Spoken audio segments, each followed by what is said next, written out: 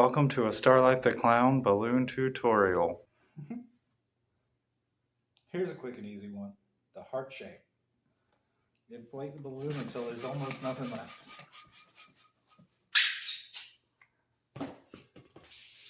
You just need enough to tie the end to the nozzle. There's a nozzle, nozzle. There we go. Now, bring them around. We're just going to tie the tail directly to the nozzle.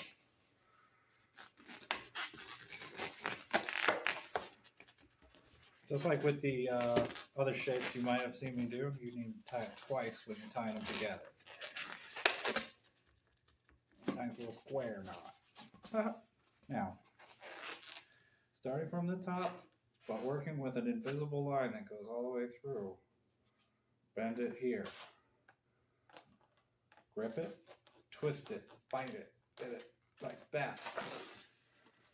Bend it in towards the middle. Pull out like this. Do a little twist like this.